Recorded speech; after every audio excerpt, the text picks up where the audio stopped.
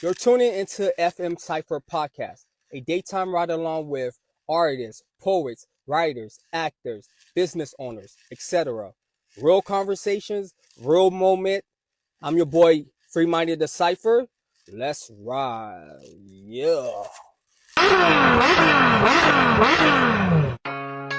Okay, they not stop playing with them. Okay, the Haitian flag represents. Stop playing with them. Okay. Allô, bonsoir. What's up? Allô, bonsoir. What's up? Stop. Allô, bonsoir. What's up? Allô, bonsoir. What's up? Comme un nouillet, comme un nouillet, comme un nouillet, comme un nouillet, comme un nouillet, comme un nouillet, comme un nouillet, comme un nouillet, comme un nouillet, comme un nouillet, comme un nouillet, comme un nouillet, comme un nouillet. Yo, what's up? This is your boy, Free Minded the Cypher. This is FM Cypher podcast, and this is your boy, Clyde Johnson, visual artist sir. based out of Orlando, Florida. Yes, sir. Yeah. Where can they find you? You can find me on social Instagram, XXY Malachi YXX. So that's XXYMALAKIYXX. You could follow me on Instagram, and I have the link to my website where you can go ahead and purchase some art and request custom orders. And also buy some of the merch that's on there. Okay. Mm-hmm. All his information will be in the bio description. Yeah. Yes, sir. So what you got on? I see. We got orange and orange. Yeah, man. So this right here, this is a breathable hockey jersey because we out here in Orlando, Florida, and it gets hot over here. So I've always been big into long sleeves and stuff, and I always like the silhouette of hockey jerseys. So what I have patterned on here is what I call like a face camo. So it's my own camouflage that I designed in the Adobe Illustrator, but the face is actually my face. So it's kind of like leading more into like that vape and stuff, because you know how growing up and stuff, Virgil Abloh or like Bape would it be like have their things so expensive to the point to where you might as well just go ahead and just make your own thing. Yeah. You know what I'm saying? So that's that was pretty much like the inspiration behind it. The artistic interpretation of it is that an artist is always camouflaging his own work, right? So whenever you see the work of an artist, you'll be able to go ahead and actually see the artist's identity inside of his work. Yeah. And so that's pretty much where the inspiration came from. But I got these in many different color palettes and stuff, and I have this same print on bandanas and stuff like that. MASK is pretty much like the acronym of the brand. It stands for Master Artistic Skill and Can you Kill. see the whole thing? Yeah, they can see the whole thing. Yeah, it stands for Master Artistic Skill and Kill, and pretty much what that is all about, it's kind of like my own YOLO in a way. It's kind of like it pretty much like represents that we're always going to go ahead and strive for growth and perfection when it comes down to the practice of us doing art. And that's what Master Artistic stands for. And then the killing part is the level of execution that we aspire to do. So And I see that some eyes. Is that yours? Yeah. That's what you were talking about? Yeah, exactly, absolutely. Yeah, so I just got them in different colorways and stuff. I got some of them in gray and stuff like that as well. Got this one in like a hot orange right here. What's up? Yep. And I got one that's on the top of my dome piece right there. I don't know what's. Oh, you can still see. Yeah, people say that all the time. Oh, okay, gotcha. Yeah. The screen went black, y'all. So I was just like, oh man, what happened? Did the beat go off? Yeah, exactly. Did the beat go off? Yeah, we ran out of tape, man. Everybody say the same thing too. Exactly. But hey, man, thank you for having me on and stuff like that. I really do appreciate it and stuff, dude. I think the format that you got right now is pretty unique in itself. It's very down to earth. And I'm looking forward to having this conversation with you about, art, business, and everything above and below, Yeah. So just want to say that. Yeah. Yeah, I appreciate that. Yeah. Yep. Yeah, that's the whole purpose. Just I like to uplift people and promote people, and, you know, connect, all that stuff. But purpose is us coming. The purpose of the podcast is us coming together, sharing our energy. Yeah. We're like, you know, this is a cool, you know, it's trapped in here, sharing our ideas, our dreams, this and that. And everything that we're saying goes into the universe, and, you know, speaking into existence. Absolutely, yeah. I could see that. Yeah, definitely. Yeah, you definitely got character in this vehicle for sure. From the red, you know, accent lining and stuff like that. The galaxy up here and stuff. Yeah, very intentional. I would say. You know. But I used to go like car shows and stuff like that, car meets. But I'm into marketing, so I got like my marketing stuff. The decal everything and I stuff do is that like shows all your business and information. marketing and things like that. Yeah. Trying to give back, put people on, give back to the community, things like that. So the theme of my car is Superman, which I got that. Gotcha. I used to have the seat covers with the logo. This right here. Oh, okay. It used to be gotcha. It's not. It's a different one. Yeah. Got it. And my calipers are green for kryptonite. Oh, that's tough. So like that's S tough. for Scion, Superman, Gotcha. you know, red, and Yeah. the galaxies. Pretty much Superman flying through the galaxy. Oh, okay. I found a picture. I'm not gonna find that shit right now. But Gotcha. I found a picture that showed the perfect representation of my of theme. what you exactly. of the theme of the vehicle. Yeah, Okay, that shit cool, nice, man. Yeah, man. I guess we kind of geek out into comics and everything else Yeah. like that a bit later for sure. Yeah. Later on in the conversation. Yeah. But I would say this though, because you went ahead and you mentioned giving back to the community and stuff like that. And I think that's exactly what we need over here in Orlando, Florida specifically, because we come across so many different talented people and individuals. Even with us, we went ahead and we met at Poetic Thursdays. You know, every Thursday. Yeah, at the what is it? The Aroma Art Cafe. Yeah. Aroma Art Cafe every Thursday, Poetic Thursdays. RSVP 7 p.m. It's free. Be there. Just show up, and you can even put your name on the list to go ahead and do some spoken word poetry, rap, sing, things of that nature and stuff. It's very open space and no judgment free zone, you know, and some just some good vibes. But that's where we met. Yeah. And even after you went ahead and got on the stage and stuff like that, it was very easy to go ahead and connect with you, get your information, even set this up to book it. And something as simple as the format that you have right here, it matters, man. It matters, man, because we do need spaces and outlets and stuff where the artists could go ahead and advertise themselves, and pretty much like broadcast like what they're doing and stuff. You know, and you never know when something's gonna go viral or not. Yeah. Or and when you grow your platform and stuff, and you get more audience, you know, the back catalog of all the interviews that you've done, people are gonna have the opportunity to check into those people. You know, so I mean, even for me, being an avid student when it comes down to art and design and stuff, you know, I read a lot of like artistic monographs. That's pretty much like the body of work or specific artists and designers and stuff in a book form. Yeah. And as I'm doing my research and stuff, I look up old interviews of like Kanye West and like Virgil Abloh and things like that and stuff. And so I think you giving artists and designers and any other creative group of people an opportunity to go ahead and have this become like one of their first platforms that they're able to introduce themselves to the world. It's very important, especially when it comes down to the Orlando art scene, for sure. You know, so, you know, we're all about lifting each other up and stuff like that, dude. So yeah, man, we definitely need more of this. For sure. Yeah, but that's what I want to say in regards to that. You hit it right. And it's kind of like piggybacking off Poetic Thursday in a way. So that's like, you know, Poetic Thursdays, you're expressing yourself, but you only got like 5 minutes, and there's so much you can say, so much you could do, that this and that. So this is like, you know, you come, you just have a conversation. To be honest, I like picking people's brains and stuff like that. So for sure, and I learn from people. So like, I could go to school, but I learn way faster by just talking to somebody. You already went through a whole journey of, let's say, 4 years in school. Exactly. Though I could have a conversation with you in 1 hour, you already put me on game, you know?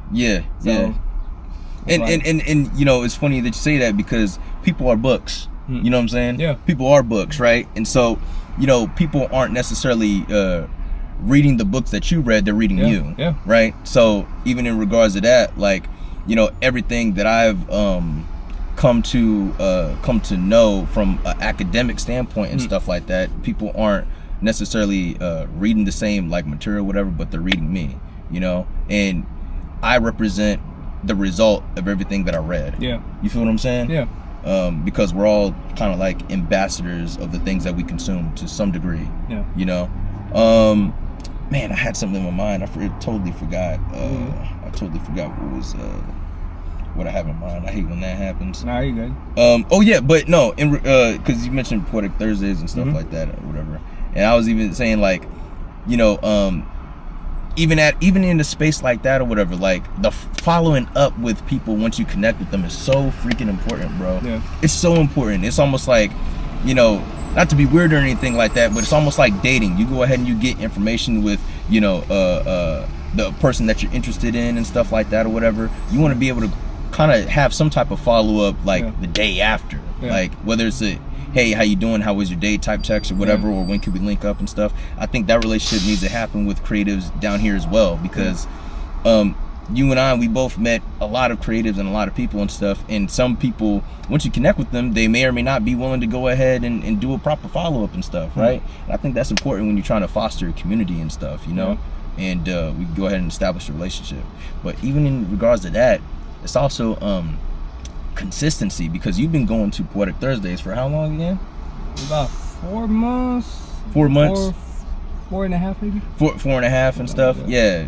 And you mentioned that you missed a couple and stuff, but you've been consistent enough to where they, you know, every time you go on stage, they know you. Yeah. You know, so I mean, even with me, this is like my second time. This is like my second day going to an event like that or whatever, and we're already, you know, the follow up with us was pretty fast. It was like damn near the day after we already had this booked. You know what I'm saying? Yeah. So not only showing up, but also being consistent in your show up is so important, bro. Yeah. As well. I'm sorry, I keep on rambling on about. Oh no, you know. But I'm really passionate. I'm really passionate about creatives linking up, bro. Yeah, man. So that's kind of what everything I do is pretty much the same. I have the same foundation for everything I do. Yeah. So with this, you know, same concept, bring people on, collab and things like that, and promoting people. And the purpose of the short film, which I told you is, I have the short film, the poem, the song, the short film. The goal is I'm creating it where it's like fictional and at the same time realistic. So it's actually gonna have Poetic Thursday in there. And the way I'm doing it, let's just say the main character, which is gonna be I don't know if you still remember the story I told, but pretty much a guy got his heart broken by a girl he thought. Yes. Yeah, but boom, boom, boom, boom, boom. Start messing around with other girls to numb the pain. Fell in love with a girl that he ended up having sex with. For sure. So let's just say the main characters gonna have. I'm trying to pick people that wanna be. It's an exposure project. So like, let's say the main characters is the guy and the girl. You're gonna actually have the real, let's say their Instagram, but in the movie it's gonna have the fake name, you know, things like that. So it's like I'm trying to show little clips of their, you know, having a conversation between each other. Yeah. You know, in some movies they show like them texting and things like that. So it's like kind of one of the concept. And it's actually gonna have Poetic Thursday. It's gonna be on the date of Poetic Thursday, and that's how we're gonna promote it. Gotcha. So we're gonna be filming a movie on Poetic Thursday, and you know, whoever wanna be shown, you know, could potentially be in a part of the movie, things like that. Gotcha. Okay. So the project is like there's no budget for it. It's pretty much just promoting whoever wanna promote, and the goal is to all of us come together and we try to making this thing blow up. My goal is to put Orlando on top of the map. Okay. That's my goal. Gotcha. So, and then we all come together and see what ways we could blow up and sell it. Everybody gets paid. I see. You know, to me that's business. You know, business, marketing, all that. Yeah, for sure. So, absolutely. Especially if you could try to get any type of monetization from YouTube if you decide to upload the short film on YouTube as well. That's why I'm trying to pair up with people that's already. I mean, I just got into it and stuff like that, so I don't really know too much. But I know I'm pretty good when it comes to creativity and things like that. I could like creating stories, all that. To me that comes natural. Easy. It's pretty easy. For sure. So what I did, like, cause I haven't really tapped into like the script writing, which I started doing. But I mean, I could have go learn and this and that, and I pick up pretty quick. But what I did, I just pair up with I don't know if you know CG Vani. No. So he's an artist. He actually makes music, but he also written some short film scripts, I guess. Gotcha. So I pair up with him. So we're the two writers on the project right now. So I'm trying to pair up the same thing, like collab, trying to pair up with people that's already been doing certain thing. I just want to bring my ideas, bring my stories, this, and then we make it happen. And I got like I have a business mindset, I have a business background, all that stuff. So cool. Yeah. It should be. You know, it's funny because as a creative, you have to consider these things already being done. Yeah. You know what I'm saying? In your head. Oh, yeah. You know? No idea is new. Yeah, exactly, man. And it really just comes down to executing it and stuff like that. But it definitely has to be, you definitely have to believe that it will get done. Yeah. Right? Otherwise it will never get done. Yeah. And even in regards to that idea, whatever, what comes along with that sometimes is also like self-doubt, right? Do I have the money for this? Can I go ahead and afford this and stuff? Will actors go ahead and participate will they participate if I don't have any upfront money to go ahead and give them? This, that, and there are all these things that come to our head when we think about like certain ideas and stuff like that, right? But I would go ahead and say, at least for me, now I'm not like I don't intend to make it on any short films or anything else like that, but I think the principle, kind of goes into everybody doing anything creative and stuff like that, and that is like, you really do have to overcome the self-doubt in your mind. You really do, because even when I make my art and stuff like that, there's times where I look back and I'm just like, man, who's gonna go ahead and actually invest into the thing that I got going on? You know what I'm saying? Who's gonna invest like not only their time and stuff like that and attention, but also their dollars and stuff like that if I decide to go ahead and sell this thing and stuff. And you just have to completely blot that out your head and just move forward. You know what I'm saying? And even if that means that you have to go ahead and kind of blow up somewhere else. You know what I'm saying? Like, you know what's so fascinating and interesting and stuff is I've traveled a lot, and I actually used to live over in Tokyo, Japan. Nice. Right? Like live there. And what I noticed is the foreigners that stayed over there, one of the most successful businesses that I see most foreigners have is when they bank on their cultural equity. What I mean by that, there's a couple out in I believe they're over in Shibuya. There's a couple out there, and they have a soul food restaurant. It's called House Soul Food. So they have a soul food restaurant and stuff, and they're living their best life, and they get a lot of traffic and stuff. And they're just making soul food and moonshine and stuff like that. They live upstairs.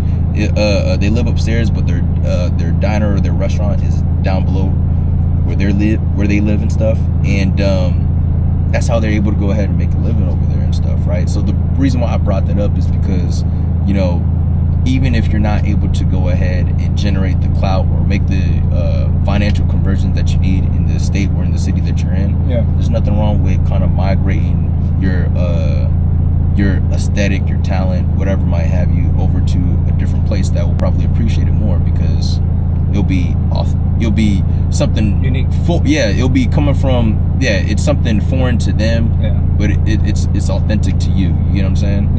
And you'll be able to kind of like cash in on that type of a thing, because sometimes also like you have to think globally. We already are living in a globalist time. We've been living in a globalist time, right? None of this lives in a vacuum. None of it does. You feel what I'm saying? And if artists and creatives were to go ahead and just broaden their perspective just a little bit wider, even outside the continental United States, more than likely you'll be able to go ahead and find the type of conversions that you're looking for when it comes down to people investing into your art. You feel what I'm saying? I don't know. I was just thinking, that's the funny thing. I was just talking to somebody working on some stuff like that. I have some stuff in motion. Exactly Really? what you just said. Wow. Yeah. See, All right. you're like, you know, that thinking, you know, good artists think alike, you know, but we also think different too. Yeah. Good artists That's think the alike, but beauty we about also it. think different. Yeah, for sure. Like you can have, like, let's say, you give a group of people one topic, is it write about a tree, let's say, and let's just say there's like 20 other people, and the way they would describe the tree is gonna be completely different. Their poetry is gonna be completely different. Yeah, absolutely. That's the beauty about it. And the thing about art itself, everything is art, and art is everything. So, especially I say, like, with like poetry, music, mainly poetry, you could listen to it multiple times and until you figure out, like, probably you're not gonna figure out everything, you know. But that's the beauty. You can listen over and over, like songs too. You can listen over and over and try to figure out. And sometimes each single time you're gonna find something different. For sure. So yeah, absolutely. for sure. You know, especially if the artist allows the interpretation of the work to be like open-ended. Yeah. You get what I'm saying? Yeah. But I'm gonna be honest. For me, there's some art that I made that is meant for open interpretation and stuff, or that allows that you know, divergent way of thinking and stuff. But there's other art that's just like, no, this is exactly what it means. Yeah. And if you deviate from what it is being told to you from a visual standpoint, you're just wrong. You know. And I like having both. You know, I like having both. So somebody could go ahead and look at a particular work that is that I've made specifically to represent a specific thing very intentionally and stuff. And they could be like, well, you know what, I get this from your work or whatever. I'd be like, you know, that's good that you got that from it, but you just wrong about the interpretation of what this is. Like, if I go ahead and if I make, let's just say I make something very very straightforward or whatever, and it's a beautiful landscape. Let's say it's like the Garden of Eden. It's like a depiction of like the Garden of Eden and stuff, right? And somebody comes up to me and be like, man, you know what, that looks like, for some reason I'm catching this just, I kind of interpret this. Yeah, I kind of interpret this as like hell or whatever like that. Because for me, if I was to live in a place like that, like I don't like nature. You know, I'd rather see urban marvels. I mean, modern marvels and stuff, and skyscrapers and stuff. That's my happy place and stuff. But seeing all these trees and shit and stuff, and all these animals and all these fruits and stuff, that's just not heaven to me. It's like, okay, that's your that's how you feel about it or whatever, but you just wrong. It's not a depiction of hell, it's a depiction of the Garden of Eden. You know what I'm saying? That place could be hell to you, you know, but don't try to go ahead and remix my artwork and stuff and tell me what it is to me, when no, it's the Garden of Eden. That's what it represents. Right? So, like, I do think, because people say that you know, art is what do people say all the time? I forgot the phrase. People say that I think I know. Pretty much people believe that most like all art is up for open interpretation, and that's just not true. Straight up, it's just not true. Especially if you look into art history and stuff like that. Like, it's not. There's artwork that has been made even in the past that is just like, no, this is like what it means. You know what I'm saying? This is what it symbolizes. This is the literal. This is the literal narrative of this scene or whatever. You know what I'm saying? Like, you know, so I don't believe all art is up for open people subjective. That's what it is. People say art is subjective and stuff, and it can be subjective. It can be subjective, just like it can be educational too. You get what I'm saying? You go ahead and you watch a movie and stuff like that, and you could go ahead and teach different groups of people on how they could go ahead and live harmoniously together, realistically. You know what I'm saying? Like, art can be very educational and stuff, you know? And then you went ahead and you mentioned like all these different art forms that you talked about and stuff. And even for me, the way that I even think about art, I think about art in like 5 dimensions, right? For the most part. And that's performing arts, visual arts, culinary arts, martial arts, and language arts. Right?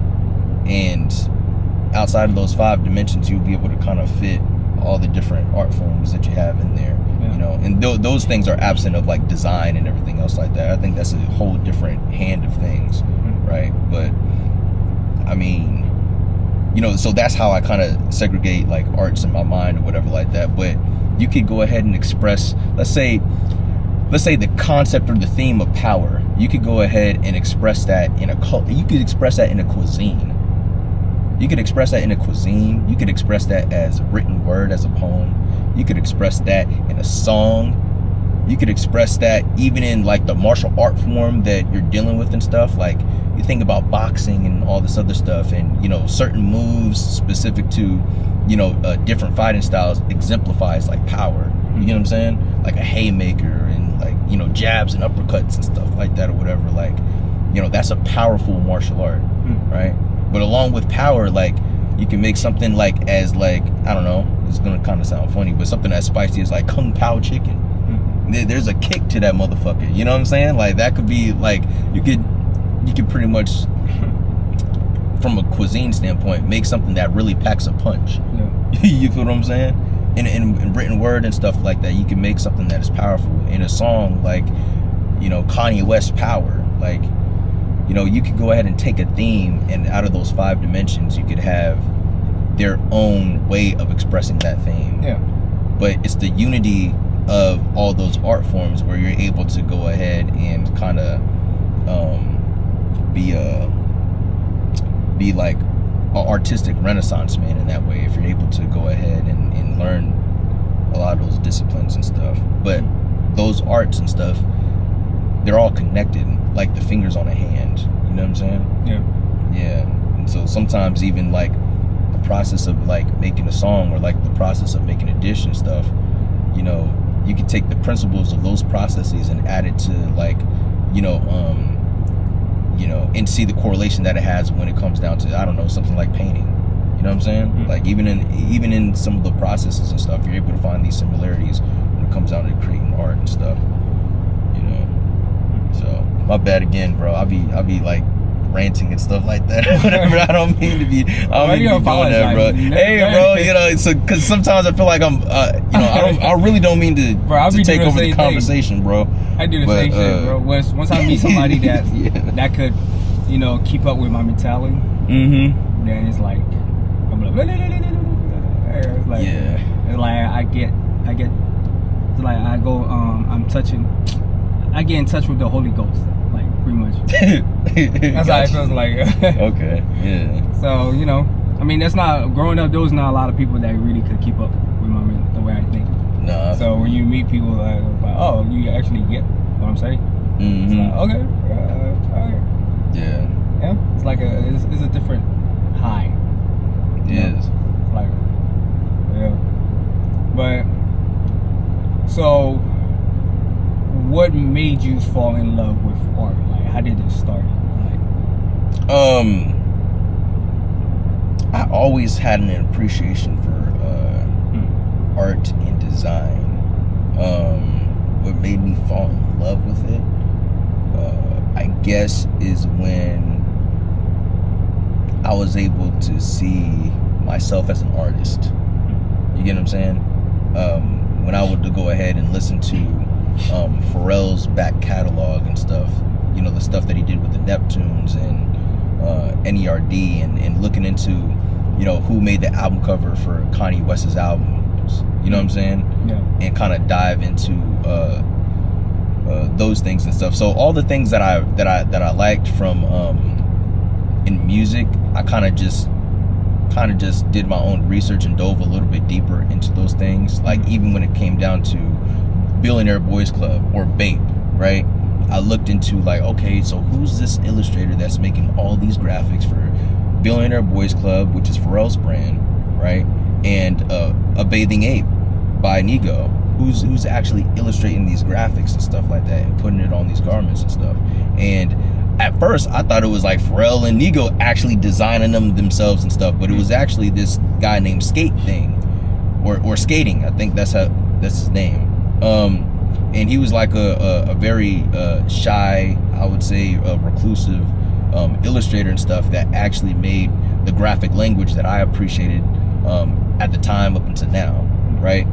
And so I was inspired by him, and I kind of figured that out from digging deeper beyond like looking at who owned these brands and stuff. Along with that, like looking into the people who made Kanye West album covers and stuff like that. Like My Beautiful Dark Twisted Fantasy was, the album cover was commissioned by well, Kanye West, you know, requested that George Kondo went ahead and created it and stuff. And even the graduation cover, that's Takashi Murakami. The 808 album cover is Cause, you know. So all those guys I kind of picked up inspiration from, and looking into their art and stuff. You know how Google search, when you look up certain artists and stuff like that, or certain people, it shows you people that would they think that would be related to what you're looking at, right? So I look at Cause and stuff like that, then I would see Kenny Scharf and Keith Haring, and then Basquiat. I'm like, who the hell is Basquiat? Then I click on Basquiat, and then I'm like, oh snap! Like I remember seeing all these abstract paintings growing up in school when I would take these art classes and stuff like that. So I revisited his work and got into his life. So really, I just became like a real nerd about these things that I really liked. And there was a point in time when I was in high school, I was like an athlete. I had like my varsity letter and stuff like that. The idea was for me to become a doctor, go to college, that type of thing, right? Or if not, then become a professional athlete. But I got to a place where I was just like, man, this is more of what other people want from me rather than what I want for myself, right? So I had to go ahead and stop that, and kind of went on like a mission to discover myself in a way, right? And I just kind of like fell in love with, you know, the arts and stuff like that. First was fashion, and then it was illustration, and music was the backdrop or the acoustics behind all that. You know, I remember very specifically the thing that really caused a huge shift even into the way I look at and appreciate art was when I was really big into Afrocentricity as a kid after watching Roots, right? Remember Roots? I think like I'm talking about like the old school, like the old people on YouTube and Instagram land might remember Roots is, but Roots was pretty much just like a episodic series and stuff that pretty much showed the journey from a guy, Toby, who was, you know, pretty much free in Africa and whatever, and then he got bought into the slave trade, and it shows like his lineage and stuff and how he died, but he had kids and stuff. It's a very heart-wrenching series, to be honest with you, and stuff. But that, I think that came up around like the 70s or maybe like the early 80s or something. But anyway, I watched the Roots and stuff, and I became very Afrocentric, and along with that, I came across A Tribe Called Quest for listening to Sirius XM radio in my dad's car back in 2009 when Best I Ever Had came out from Drake. And I remember listening to Electric Relaxation for the very first time from A Tribe Called Quest, and I looked at my dad like this, and I was like, Dad, what is this? This is insane, man.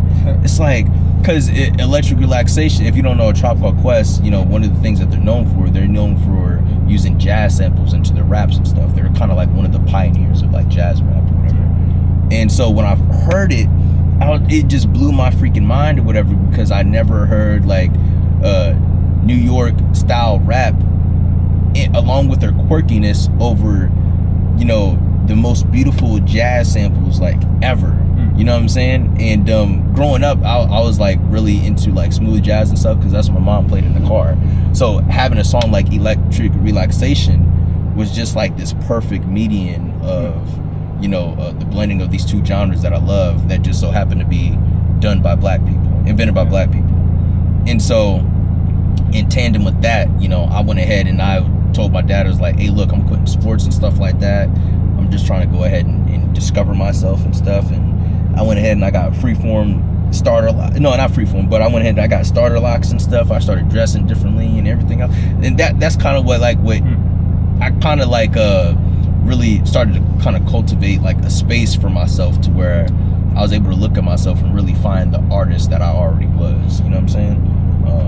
That was a very long and drawn out explanation, but that's reminiscent. That's how I got there, you know? Yeah, man. So Yeah, dude. So, yeah, I always kind of had a love for art, dude, and I just realized that, you know, I might as well go ahead and practice it. You know, I've never been really good at illustration or anything else like that, whatever. But you don't necessarily need to be a great illustrator first to become an artist, or a good one at that. Yeah. You know, you just have to have a willingness to go ahead and be able to express the ideas that you have to the best of your ability at that moment in time. You know, so yeah, long drawn out explanation again. So I apologize for that. No, stop apologizing. I'm saying sorry, bro. That's funny. Yeah. Oh.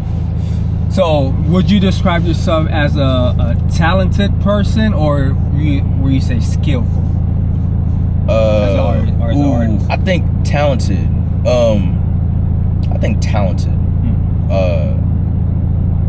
Yeah, I think I have a talent, because I think you have to have a visual talent to really like have like your own artistic identity. You get what I'm saying? Yeah, I would say talented. Yeah, because skill is something that I still build skill today. You know what I'm saying? I don't think that you could really build talent. I think you either have it or you don't, but you could definitely build skill. So I would say I'm more talented than I am skillful. You know, because skill is always something that can grow and develop and stuff like that. I don't even think the people that are highly skilled or considered masters would even consider themselves to be, you know, I mean, those people that are like skilled illustrators or sculptors, whatever like that, filmmakers and stuff, I don't even think they would categorize themselves as being like the pinnacle of what it means to be artistically skillful. I think even in their practice, as masterful as they are, they still remain humble or have some level of humility that, man, you know what, there's ways in which I can improve that. You know what I'm saying? I would say I'm much more talented than I am skillful for sure. Because there's ideas that I have that I can't execute right now because I don't have all the skills to do it. I feel you. You know what I'm saying? Like, even when it comes down to woodworking, I really got into woodworking recently and stuff. And I'm not completely skillful with that yet. You know what I'm saying? Like, I can't go ahead and build like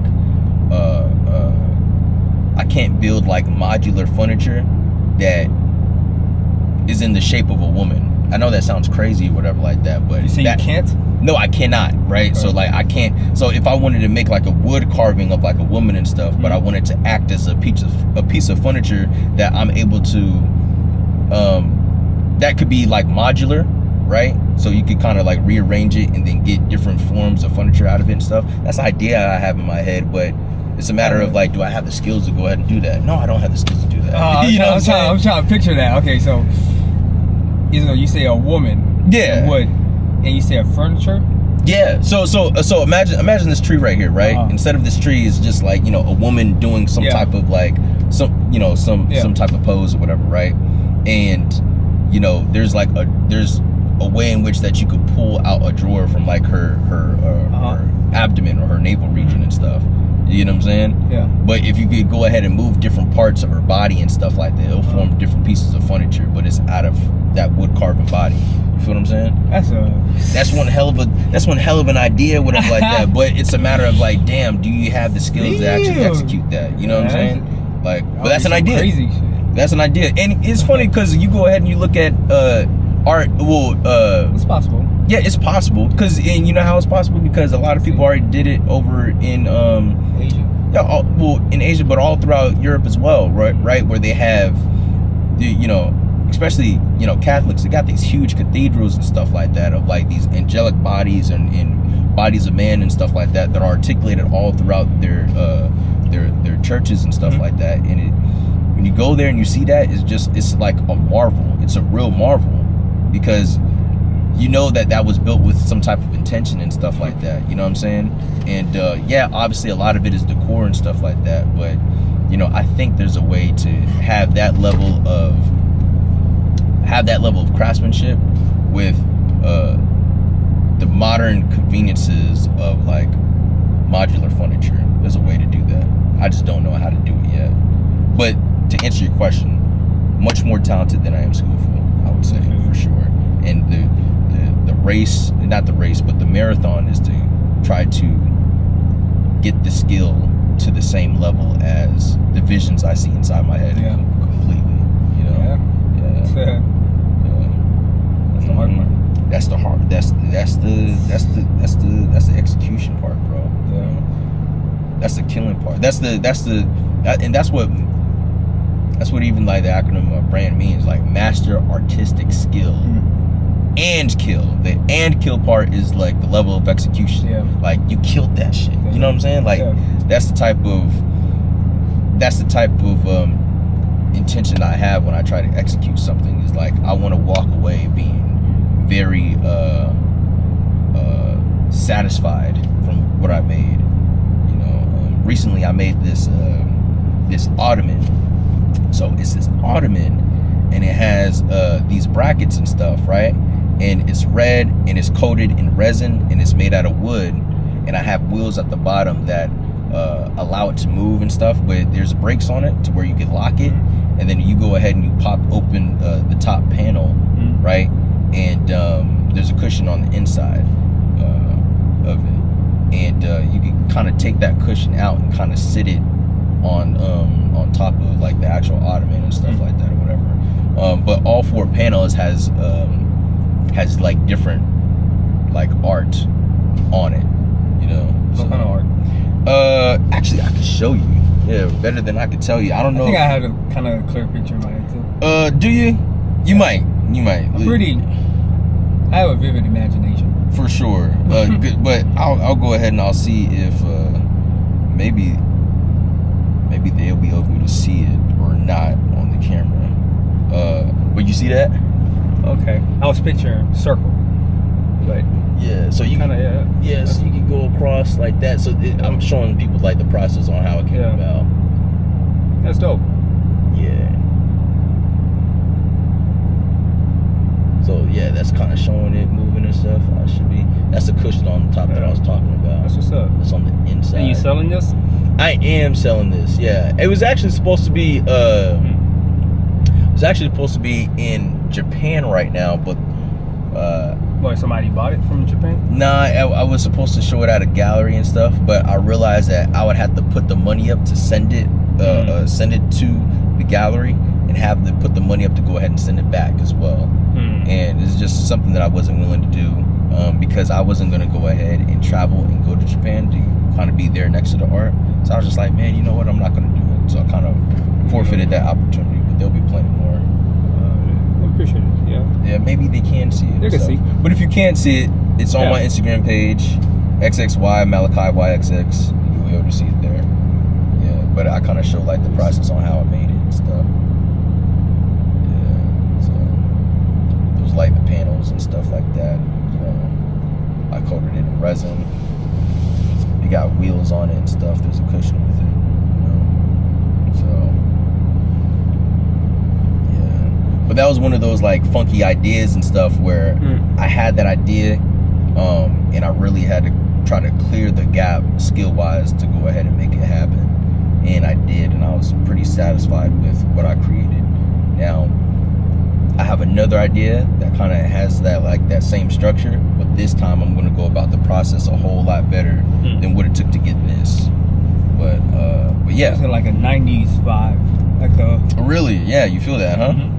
Yeah, man. So like that's the old days, the good old days.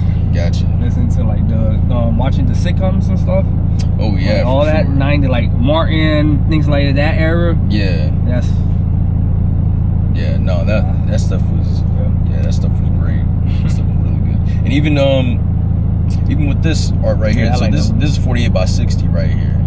Kind of remind me of this one poem I did, but it was a woman. Oh really? When I seen that shit, I thought about this one poem. Yeah, this is insane because it was made out of clay and stuff like that. Like all this color, right?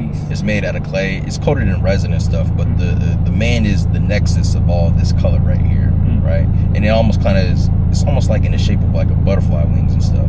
Yeah. But he's in the cloud to kind of represent that he's in eternity and he's moving on to a higher plane within eternity.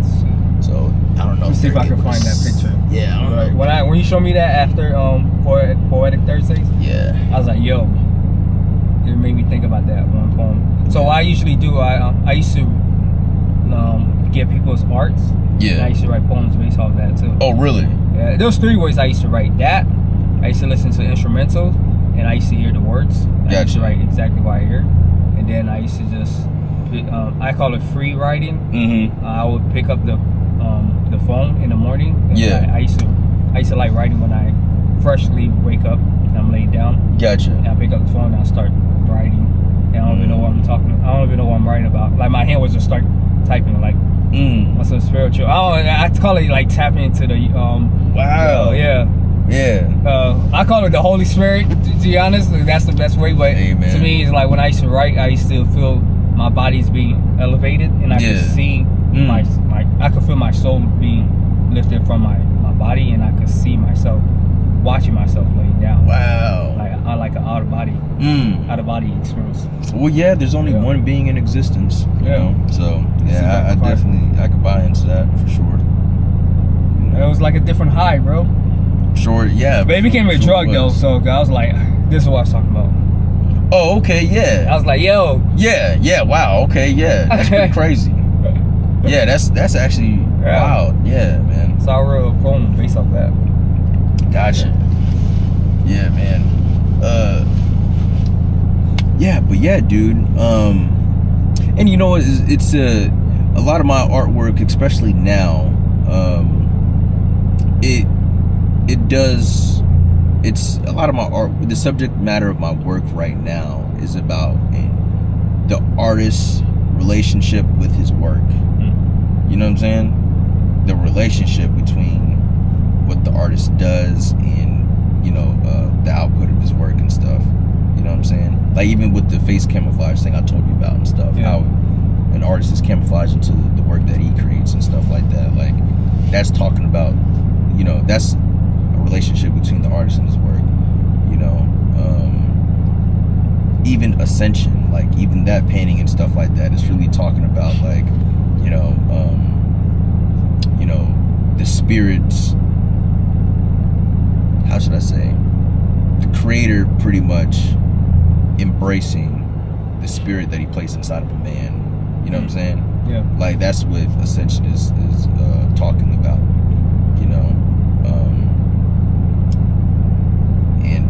Yeah, I got plenty of other pieces of art that kind of talks about that relationship and stuff, and art that I tend to go ahead and put out as well. That talks about that as well. Yeah, that's the subject matter of my art stuff. Yeah, and it's also I'm also trying to go ahead and take with me. There's also a balance that I'm trying to go ahead and achieve between art and commerce, right? Because I'm not one of these people that are just like, yo, I do art for the absolute purity of it and stuff. Every time I create and stuff, I have no intention on selling it.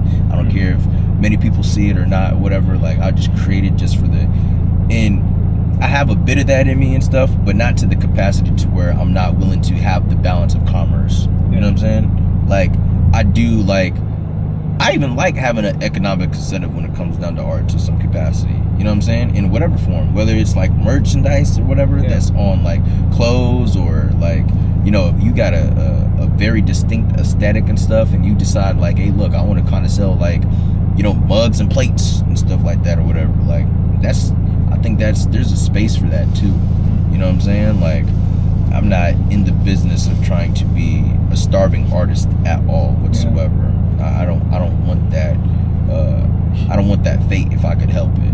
You know what I'm saying? And I don't think there's nothing wrong with trying to capitalize off of something like that. I even thought about like, man, even a lot of these galleries and stuff like that, when they, when they exhibit some of these artists or have a call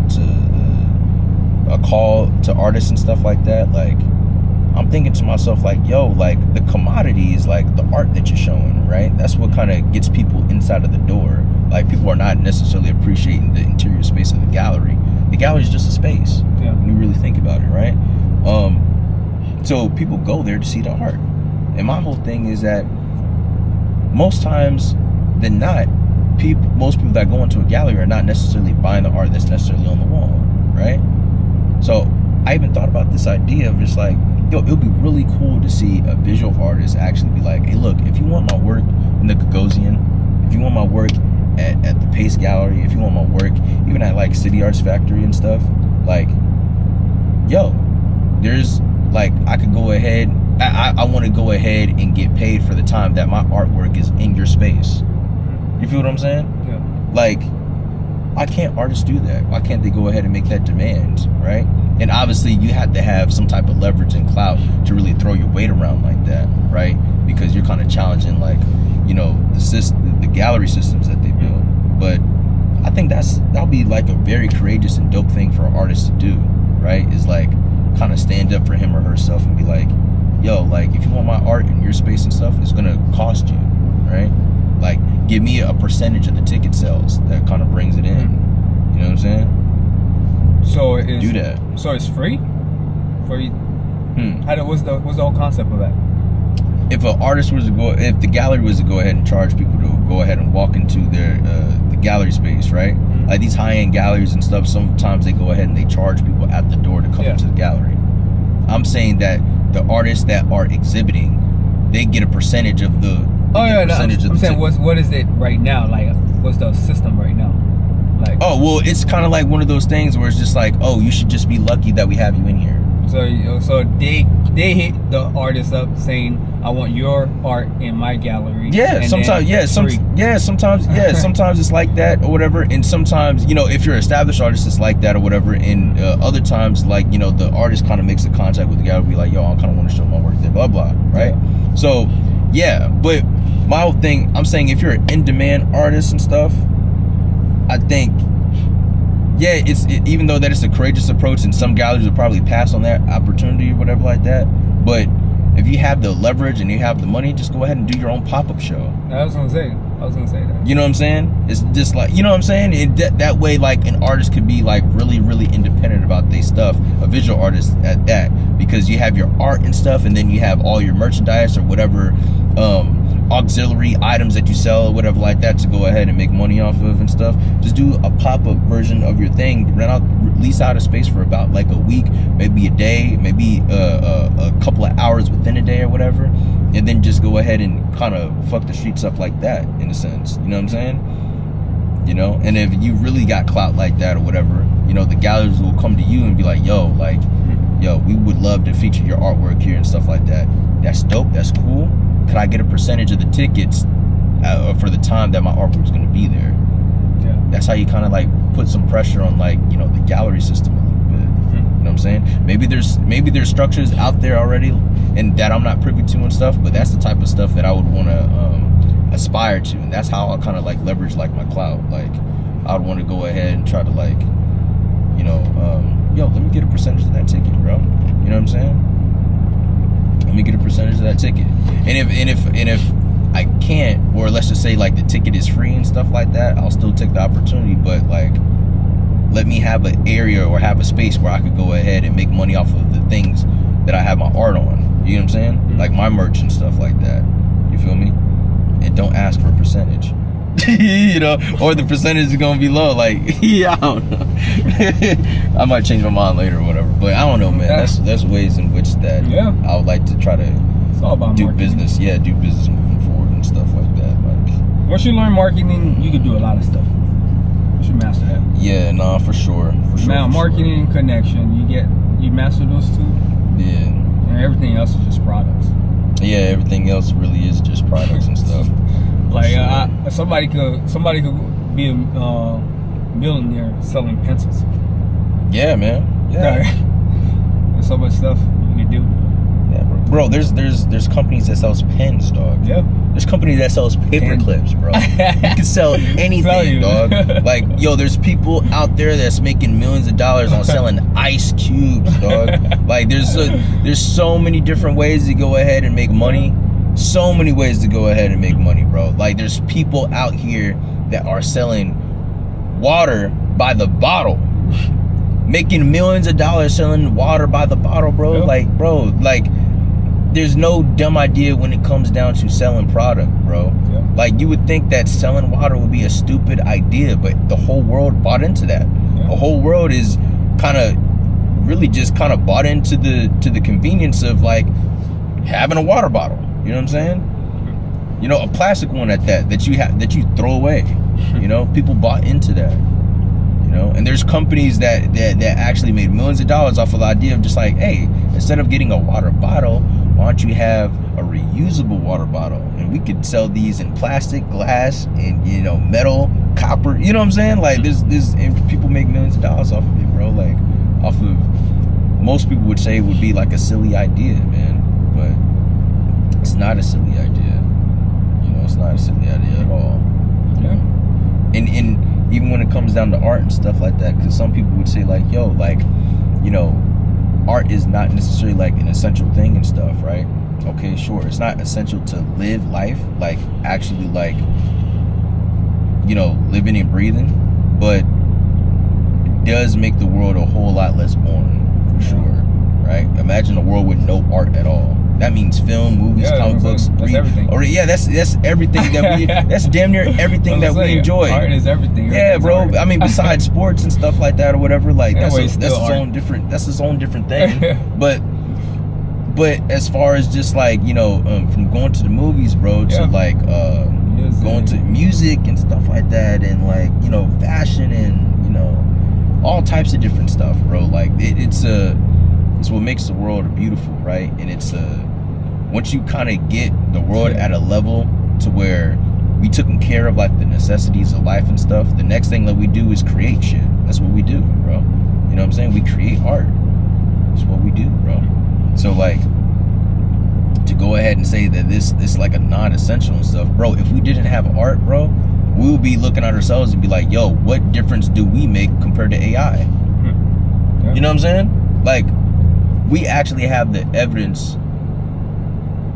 We actually have the, like, thousands of years of evidence of us, you know, just being creatives, bro. Yeah. You know what I'm saying? Like, that's what that damn near even makes our creative intelligence is what makes us different than a whole lot of things that's on this earth. You know what I'm saying? It makes us different than the animals and stuff. It makes us different than the AI technology that we create, even though that's trying to be co-opted and stuff, which I'm not really buying into. AI should be a tool and stuff like that. It's not going to replace artists. I don't see how it's going to replace artists. It's only replace artists if people kind of buy into whatever produces more than actual art, than the actual artists. You feel what I'm saying? Yeah. You know, that's when you try to kill the importance of artists. But I think there's a human nature in us to where if you go up to if you see a painting from the distance and then the closer you go to it and stuff, you're able to appreciate the quote-unquote imperfections of the piece or whatever. You know, if you're able to see the brush strokes on a painting, you know that a human being created it. You know what I'm saying? At least for now, right? Because you might have robots that might try to mimic the same brushwork that we do and stuff like that. But people are gonna ask, you know, whatever future that we have left, people are gonna go ahead and ask, like, yo, was this made by AI? You know? And that would be one of the determining factors if they could really appreciate it or not, you know? Like the track that you did at Poetic Thursdays or whatever, right?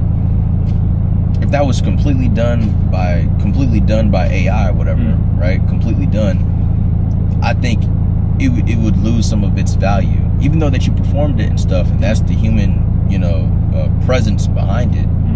If you were to go ahead and be like, yo, I didn't write these lyrics, you know, ChatGPT went ahead and did the heavy lifting and stuff like that, people would be like, yo, that's dope that you performed that, but that kind of leaves a bad taste in my mouth too, bro. Because like, who's to say that that's you for real? You know what I'm saying? We want to know what you think, nigga. We don't want any help from AI, bro. You didn't even need to do that. You know what I'm saying? Like, you didn't even need to do that. You know, it's kind of like when people got tight about when other music artists started to use like what is it, auto-tune at the time. Yeah, even to the point to where Jay-Z put out Death of Auto-Tune, DOA, on Blueprint 3. Like, that was kind of like his way of just like, you know, rebelling against the use of that tool, auto-tune, you know, because people were, it seemed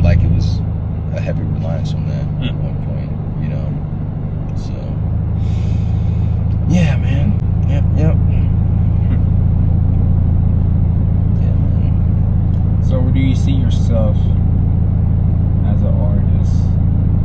Like, in the future? yeah, what's your plan for the future? What's my plan in the future? I guess the plan with my brand is to get it to a point where I could do like pop-up events. The pop-up shops. Yeah, where I could go ahead and like, you know, sell my art and stuff. Make money from the events, those pop-up events as well. Sell the merchandise and stuff.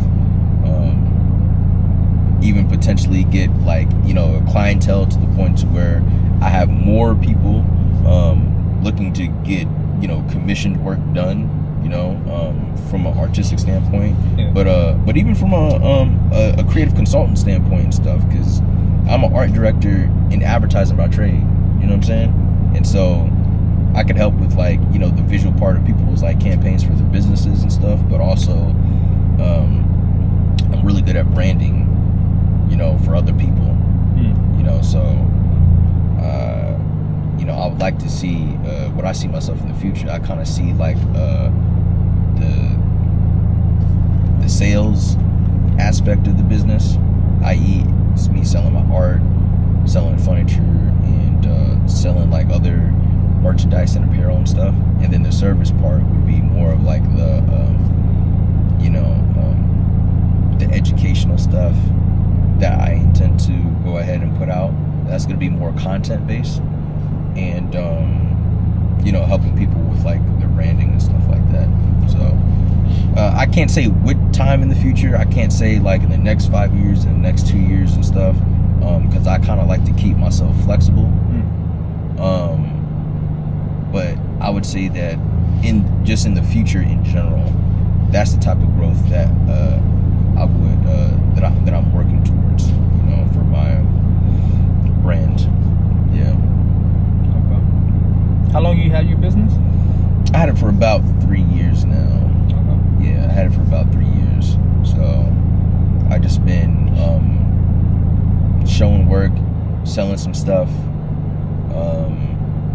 and doing branding for like other people and stuff like that as well.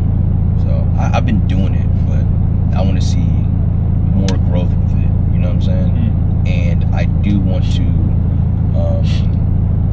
pretty much have enough.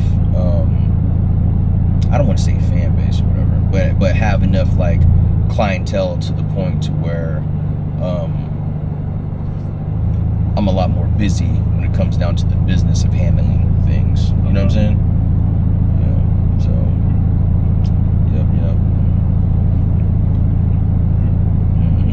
So do you make your stuff handmade, or like how does that work? Like, when it comes down to like the furniture and like the art I know stuff, furniture for that. yeah. But when it comes down to like, you know, the merchandise and apparel and stuff like that, I don't. Okay. I'm not hands on with that. Now I am looking forward to go ahead and meet with a fashion designer that knows how to sew, right? Because I got some some mock-up drawings and stuff that I would love for a well-versed fashion designer to go ahead and start constructing, right? Because you could even be like one-of-one pieces and stuff as just like evidence that the garment that I have in mind can be done and can be functional, you know? So eventually, at least when it comes down to apparel and stuff, I do want it to be much more of a cut and sew thing rather than just, you know, things that are printed on blanks. You know what I'm saying? So yeah, the goal is to try. Yeah, exactly. The goal is to go ahead and yes, exactly. The goal is to try to get more hands-on with the cut and sew apparel ideas that I have in mind, for sure. Okay. Yeah. But more one-of-a-kind stuff. Yeah, definitely, for sure. So it's just the hype. You gotta have to bring the hype behind it, and the marketing. Yes, absolutely. I said it's gonna be all social media, bro. That's why it's definitely. Yeah, definitely. I do think that is content is one of those things that I'm very weak in right now. I don't want to say weak because I just haven't done a lot of it. But there's certain ideas and stuff that I want to go ahead and get done in regards to the content that I put out behind the brand. And it's very specific. So I need to find like the right cinematographer to go ahead and get that done. And I need to find like a space to accomplish it. But that's gonna be easy. Like finding like a film studio or whatever, or like a photo shoot studio. Because a lot of my things are gonna be there's gonna be some minimalism in a lot of the stuff that I want to put out content wise, you know. Kind of use those because I have all these like commercial ideas inside of my head to go ahead and promote the art and the merch and stuff that I put out. So yeah, but I gotta work on that.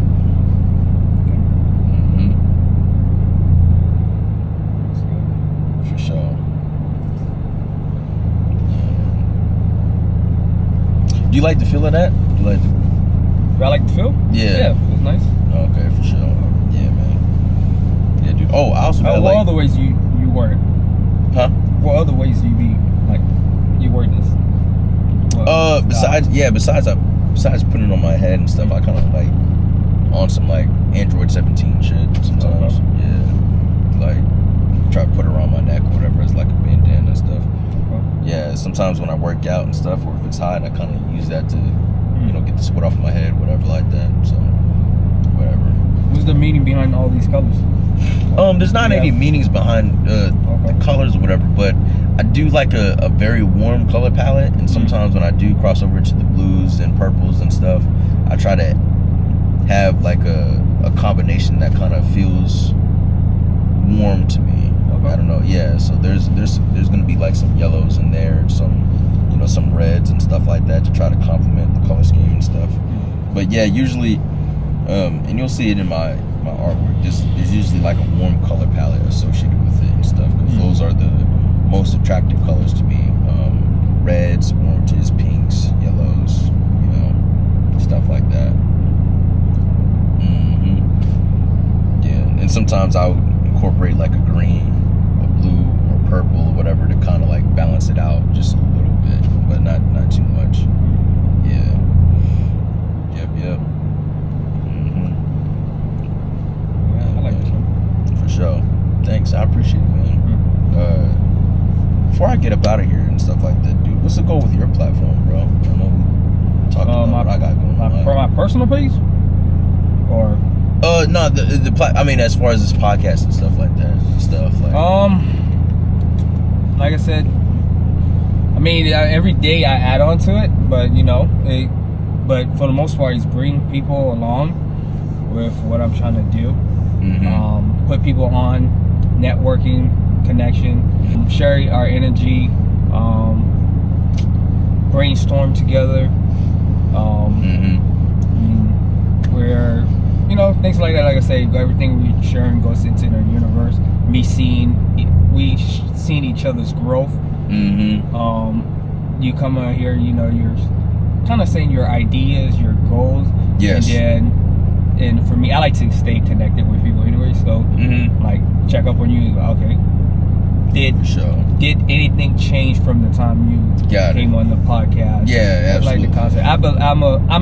I believe in God and all that stuff, and Likewise, and I'm a big believer in manifestation. And if you set your goals and you chase it and you believe in God, things always come true. I mean, for sure, yeah. So, I would, I think a lot of stuff, you know. Yeah, I'm definitely open up to a follow-up conversation and stuff like that for sure. To see what ways in which that, you know, either I've grown as an artist or where the business of what I do has taken me and stuff like that. So definitely open up to do another open dialogue. Part two of some sorts and stuff like that, man. That's the plan. For sure. Yeah, dude. Yeah. And cause again, man, this is kind of like where things start. You know what I'm saying? As far as just really fostering a creative community and stuff like that. And even with Poetic Thursdays, dude, like I think, you know, I'm just kind of throwing these ideas up in the air, right? But I think it would be even dope if, like, bro, you could do like some follow-up interview stuff with people, whatever. Maybe like almost right after they get off stage, bro. You're in your car and you go ahead and you film it, be like, yo, we seen what you did and stuff like that. Like, you know, can you tell, you know what I'm saying? It would be a whole lot shorter or whatever like that. But I think that would be cool, bro. Like, I think that'd be cool, man. I think it'd be cool if you and Chase or whatever could go ahead and kind of collaborate on that level to some degree and be like, look, like, do you want to do, do you want to do the interview with Ronald and stuff like that or whatever? You know, you're open to it. If you feel comfortable with it, cool. If not, then we understand and stuff. It could be just like a 5-minute dialogue on, you know, what like they said. Performance? What they said. What they said, or what they did or whatever. Or like, you know. That's going to be a little bit tough since since there's so many people and stuff. Yeah, but I'll be outside just in my car. Yeah, no. I mean, yeah, that's a fact. Yeah, I'll be Mr. Poetic Thursday. Yeah, I guess it would be. I guess it would be sacrificial in that way or whatever. But maybe all right, maybe not that. But it could be that, or maybe the day after. It could be a thing like that or whatever. Because I'm thinking about how we connected. We got each other's contact information via Instagram the night of. And the day after, I think, we went ahead and we booked it. You know what I'm saying? Booked this conversation, right? So, I don't know. I think, because I do think that we need to start plugging each other's stuff a lot more. I think I said Poetic Thursdays at this point, like, probably close to 10 times at this point. You know what I'm saying? And I don't think there's nothing wrong with plugging each other in or whatever, because guess what, bro? Like, other people do it too, and that's how they build like coalition and community and everything else like that. And we could go ahead and do the same thing. There's nothing wrong with putting each other on and having a practice of, if we're not paying for each other's services, we could at the very least offer a barter system. Like, yo, you went ahead and you helped me do this. Let me see if I could help you with a logo for you. Let me see if I could help design like some of your branding stuff or whatever, because you helped me out with this. You know, and that way we could go ahead and we could kind of build stuff without using a whole lot of cash and stuff like that, and making things so, you know, monetarily transactional and stuff like that between us, right? Not saying that we can't support transactionally. I'm all for that as well. You know what I'm saying? I'm all for that. But if we don't have it like that, I don't think there's nothing wrong with bartering. You know what I'm saying? Service you got for service. Yeah, service for service, bro. Service for service, bro. You got me. And not only that, but do the best of what you can with helping somebody out too. Don't shortchange them, because it's a service for service type of a thing. You know what I'm saying? But yeah, man. Outside of that, man, I don't think I have anything in mind to go ahead and share, to be honest with you, man. That's it for what you were saying. I can see it work, but it'll be for like people that typically stay after Poetic Thursday, because there's a lot. Oh, you're talking about the idea with the interview thing. Yeah. Some people usually stay after and just talk and stuff like that. Yeah. So I can see that happening. Yeah, and it could be brief or whatever like that. It doesn't have, you know, because I know there's a lot of people that go up there. You know, I would say it's like maybe like 25 people a night or something like that. Maybe. You know, maybe a little less, maybe a little bit more than that or whatever. But I thought about it. Yeah, dude, I think that'd be cool, man. I think because I think if they want to go ahead and have more of an experience for the people that are brave enough to go up there, like, I don't think there's nothing wrong with trying to make it worth a little bit more while. Like, even last week, Vendetta, shout out to Vendetta as well. He was I got him next. Oh, you got him next? I think this week. Okay, fire. Yeah. And because we know each other, you know, and he was filming those performances and stuff like that last week and stuff, and I think he's gonna be more consistent when it comes down to something like that or whatever, right? Like, you know, I don't know, man. Like, again, service for service, bro. I think that's fire, bro. You know, we all need each other. But yeah, man. Yeah, you have anything else for me and stuff like that, dude? Like, what's up? What time you gotta leave? But the idea, I was already ahead. I got this. Okay. I got my lights. So sure. it looks different at night. Like top gotcha. is this. And I got my light. Yeah, it's 540 Lights stuff. It's 540. Yeah. Or you gotta go. I got like another 10 or 15. I got another 15. Yeah. Do you have anything right now besides your art that you're promoting? Maybe something. What? How can somebody out there help you? They can help me by going to the website and buying something. Real talk. Yeah, they can help in that way. They can go ahead and help in that way.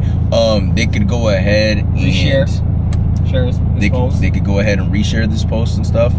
They could go ahead and if anybody needs help when it comes down to creative consultation with whatever they got going on, they could go ahead and hit up my email as well, and I'll give you that email that when you post it and stuff, I'll give you my email, my business email and stuff like that, because I don't remember it by heart. I just gotta look at it on my phone. You just saying I'm gonna ask you for all your social media information. Yeah, for I'll sure. put it in the description on YouTube. Yeah, I'll send it over to you. But yeah, people could, come to me for any creative consultation type of stuff, whatever. Again, like I said, like I'm an art director in advertising by trade, and I could help with whatever visual campaigns or whatever event ideas that events that you need help with from an art director standpoint. I could go ahead and assist with those things for sure. Absolutely. If you got any brands I need help with, like the branding of your business and stuff, they can go ahead and hit me up on my business email as well. Absolutely. So outside of the things that I produce, that's the type of service that I can go ahead and offer people and stuff. So yeah. But I definitely could go ahead. I usually like to do like what is it? I forgot. It's not coming to my mind or whatever. But yeah, just hit me up for any type of creative consultation and stuff, any branding assistance that you would need from me. My turnover time when it comes down to those things are very quick, and I like doing, if we can't go ahead and meet in person, which I usually don't meet in person with people sometimes. I usually go ahead and Google Meet, Zoom, stuff like that, FaceTime if necessary, all that other type of stuff, whatever. Anywhere where I could go ahead and share my screen and show you the ideas I have in mind or whatever, or vice versa. So yeah.